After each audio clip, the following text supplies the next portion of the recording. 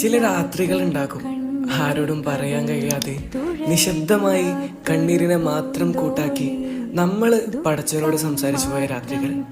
ആ ദുആകൾക്ക് ഇന്ന് വരെ മറുപടി വന്നിട്ടില്ല എന്ന് നിങ്ങൾക്ക് തോന്നിയിട്ടുണ്ടോ? ചിലപ്പോ നമ്മൾ ചിന്തിച്ചിട്ടുണ്ടാകും, പടച്ചവനെ എന്നെ കേട്ടിട്ടില്ലേ, എന്റെ ദുആകള് സ്വീകരിച്ചിട്ടില്ലേ. പക്ഷേ നമ്മൾ ഓർമ്മിക്കണം, പടച്ചവൻ ഒരിക്കലും ഒരു ദുആയും മറക്കുന്നില്ല.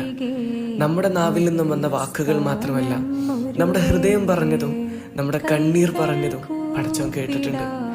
ചിലതൊന്നും നമുക്ക് ഉടൻ കിട്ടേണ്ടതല്ല, ചിലത് നമ്മൾ ശക്തരാകാൻ വേണ്ടി വൈകിപ്പിക്കുന്നതാണ്. നമുക്ക് മനസ്സിലാകാത്ത വിധത്തിൽ നമ്മുടെ ദുആക്ക് പകരം പടച്ചവൻ നമ്മളിൽ നിന്നൊരു വലിയ ബുദ്ധിമുട്ട് മാറ്റിയിട്ടുണ്ടാകും. അല്ലെങ്കിൽ നമ്മൾ സ്വപ്നം കാണാത്ത മികച്ച ഒന്നിനു വേണ്ടിയിട്ട് ഇത് സൂക്ഷിച്ചു വെച്ചിട്ടുണ്ടാകാം. അതിനാൽ ദുആ നിർത്തരുത്, നമ്മുടെ കണ്ണീരിന് വിലയില്ലെന്ന് കരുതരുത്. നിശബ്ദ പ്രാർത്ഥനകൾ പോലും പടച്ചവന്റെ ഖജനാവിൽ സുരക്ഷിതമാണ്. ഒരു കാര്യം നമ്മൾ എപ്പോഴും വിശ്വസിക്കണം, പടച്ചവന്റെ സമയം നമ്മുടെ സമയത്തേക്കാൾ എപ്പോഴും മനോഹരമാണ്.